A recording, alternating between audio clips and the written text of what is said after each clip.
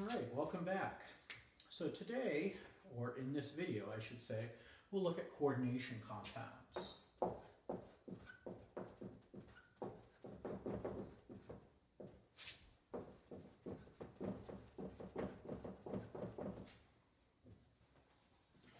And as we mentioned before, coordination compounds consist of a complex ion and one or more counter ions. Now, what's a complex ion? Well, a complex ion, as I mentioned a couple of lecture videos ago, is a metal ion with attached ligands. So this is a metal ion with attached ligands.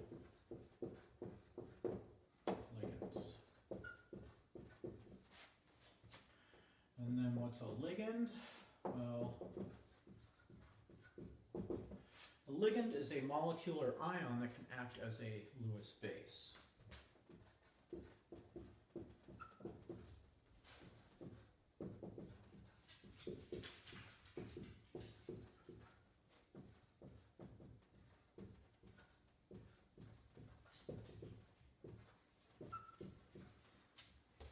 Okay, so our ligand, let's say we had an ammonia with its lone pair, and we had a copper 2+.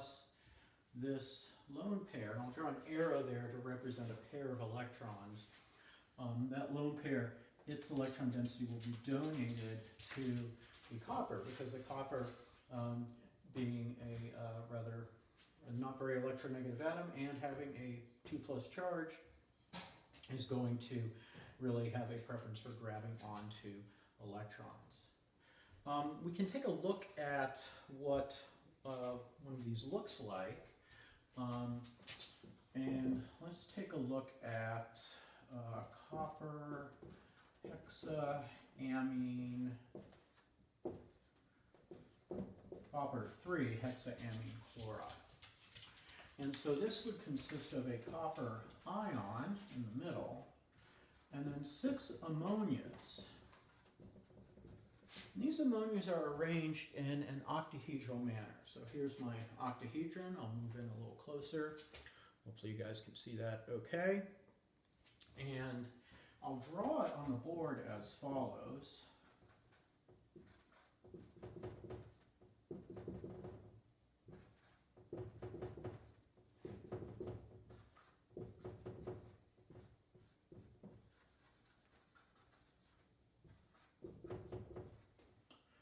And then I'll put this in brackets and give that a 3+ plus 3Cl minus. Now, one thing to note is that kind of interesting formalism that I used here. I've used these wedges and these dashes to indicate 3 dimensions. So, of course, we're on a piece of paper or a board or screen, and you need to indicate a 3-dimensional shape. You could try to be all artistic, but we do have as chemists, do have a standard way to represent 3 dimensions, and that's with wedges and dashes. So the wedge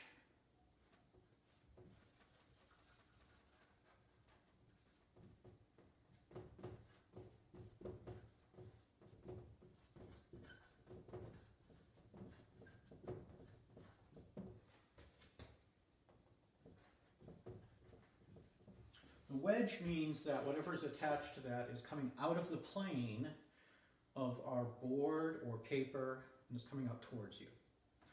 And then the dashes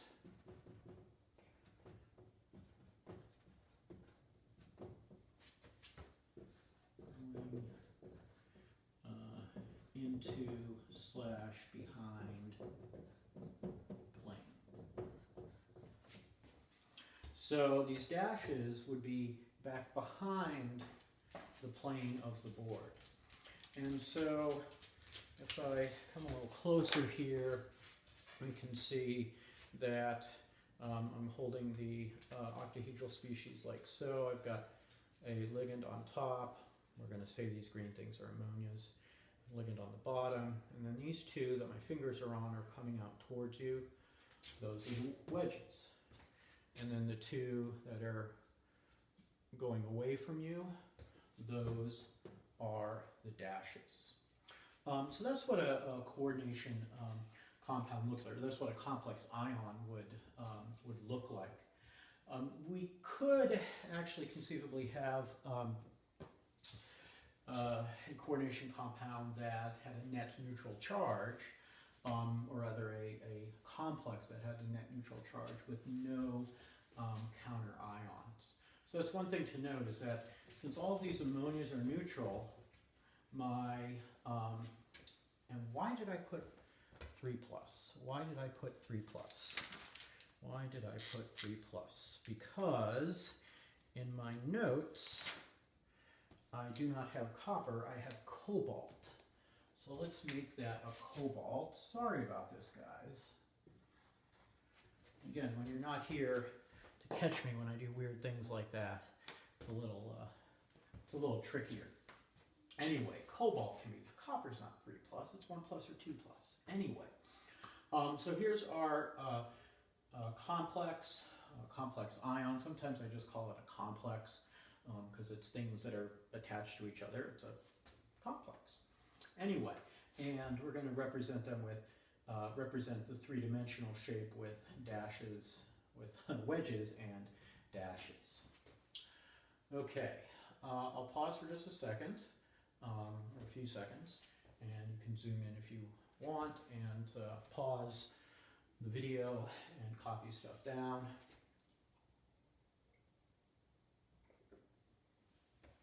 Okay, now that you're done pausing and we're back, I'm going to erase and continue talking about coordination compounds.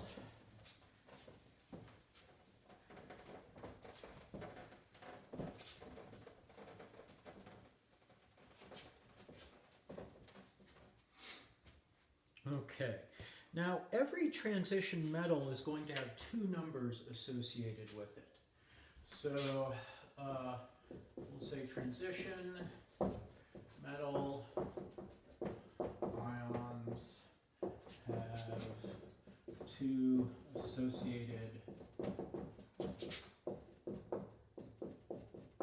numbers.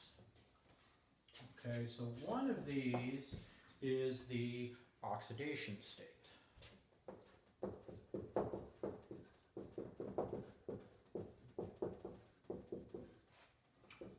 Also called the oxidation number. The other is the coordination number.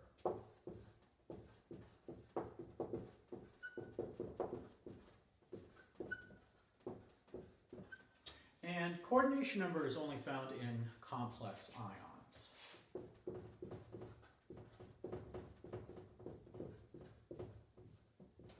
The oxidation state would be found in any compound that has a metal ion in it. Now the coordination number is simply the number of metal ligand bonds that are formed. So that equals the number of metal ligand bonds formed. And sometimes we call that ML, like so. Metal ligand bonds formed.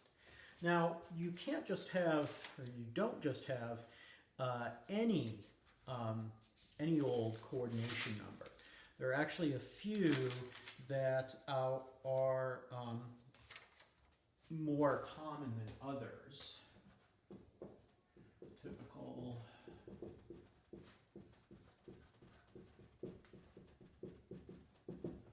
Typically we have 2, 4, and 6.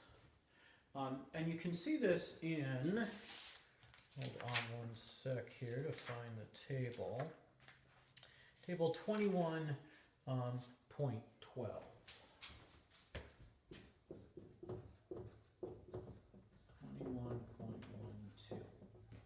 And so that will show some typical, that has a list of some typical coordination numbers. And although some ions tend to have certain coordination numbers, there isn't necessarily a rhyme or reason. Just looking at this table, I can see that copper 2 plus could be 4 or 6, copper plus could be 2 or 4. Cobalt 3 plus is always 6. And I'm not going to expect you to memorize these or anything like that. Now, ligands are a little bit different. Well, not a little bit different, they are different. So let me just pause for a minute here, and you can pause and copy stuff down. So let me erase.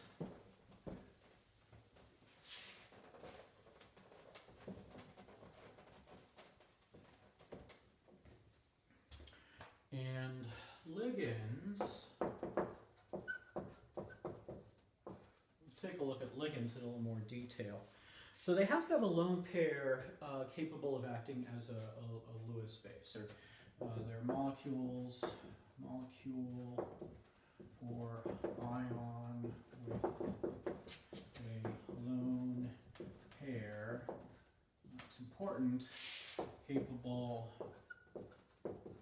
of acting as a Lewis base. And just like we had a coordination number for our transition metals, we can also classify our ligands by the number of coordinate covalent bonds that they form. So let's just say here, number of bonds formed by the ligand, number of bonds formed by ligand. And if we have one, we call that monodentate.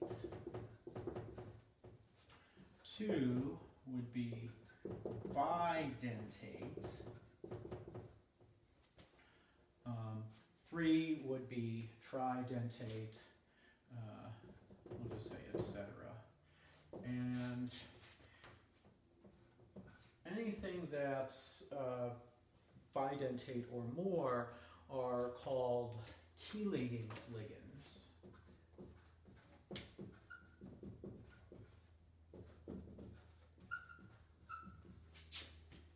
Excuse me, I seem to have kicked the ruler again. Just pause for 1 sec here.